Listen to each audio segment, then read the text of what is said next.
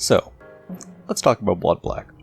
Bloodblack is an Ace Attorney, Danganronpa, and Zero Escape inspired visual novel, which means it's not exactly the type of game you're going to get much street cred for playing, let alone making it. I'm not going to kid myself though, a large majority of the game's core concept comes directly from Danganronpa, which means if you don't like that franchise, it's not a lot this game can do to win you over other than an aged up cast and, in my opinion, a more interesting setting and rogues gallery. But all of that is up to preference and is honestly pretty biased coming from me. To me, however, Bloodblack is more than a Danganronpa ripoff. Instead, it's my personal passion project of over 10 months now, but the idea of which landed over 2 years ago in my head. At the end of the day, it's given me that much time to stew it over. The original project is pretty different from the one we have today, but I can't help but think that's for the better. The one I started with had the misfortune of being bad. I don't know if the game's actually going to be good or not, but right now it's a game that's very me, and I'm happy with that. So I hope it's something that people can respond strongly to. It's not like everyone's going to enjoy it, but if it's uniquely me, then that means it's probably someone else's cup of tea too, if I enjoy it.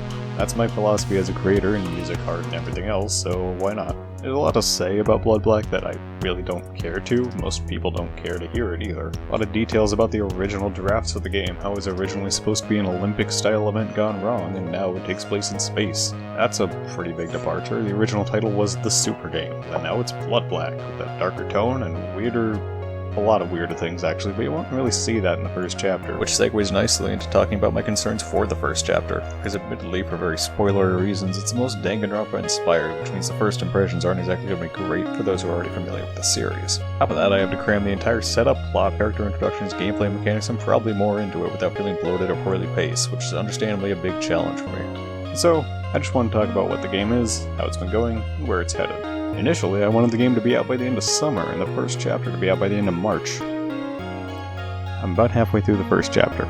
Several characters are still missing finished concepts, sprite arts are all placeholder and static, especially for backgrounds, and the first chapter, as part of a demo, won't be available for at least another couple of months as I still polish their writing and core mechanics.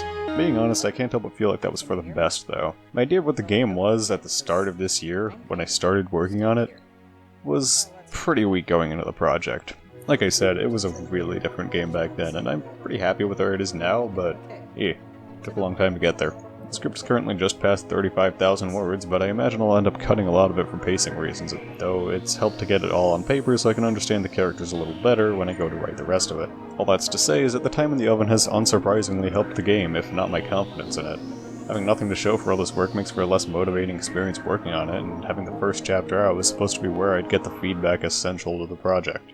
And with feedback comes motivation. If people enjoy the product, I'd be more motivated to work on it, but with no product to show, it's better now than it was then. My motivation is still at a pretty high level because I enjoy what I'm working on, I'm passionate about it, and I want to see it finished just as much as anyone else who's waiting for it. Because I'm not content just making a visual novel, the gameplay mechanics have been nothing but frustrating for a long time. The investigation mechanics that you see here have been in progress for a long time, but I'm finally rewriting them from scratch, and I can't believe it took this long to come up with such a simple solution to my issues of getting an investigation system working.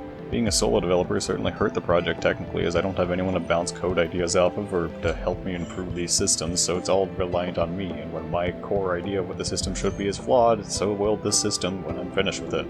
That's what happened in the investigation mechanics the first 2 times I attempted it.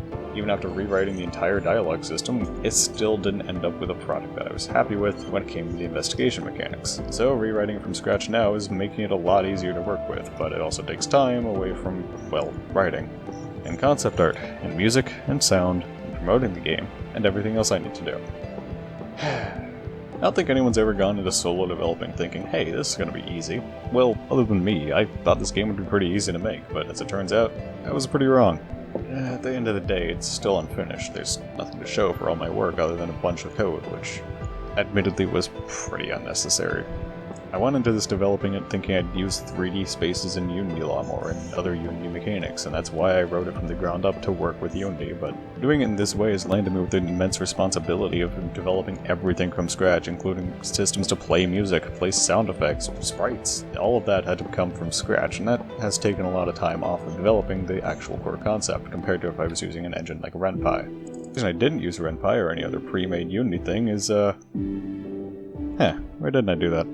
I'm pretty sure it had something to do with wanting to make the game more technically impressive. It gave me a lot more freedom with what I wanted to do in the game and how I wanted it to act, which is good, but it also added months to the development that probably didn't need to be there if I was going about it in a more reasonable way. But I'm here now, so might as well make the most of it. This is where I'd love to share with you all the first part of the game, but if I'm being honest, the cold open itself is probably the worst part of the game, subject to yet another rewrite for pacing issues. I can't exactly leave you with a release date because, well, I don't even know when the first chapter is going to come out. And everything you see here is pretty horribly unfinished. All the placeholder assets are just that, placeholders. Nothing impressive about them. So all I can say is what Bloodblack is. Bloodblack, at its core, is a game about me.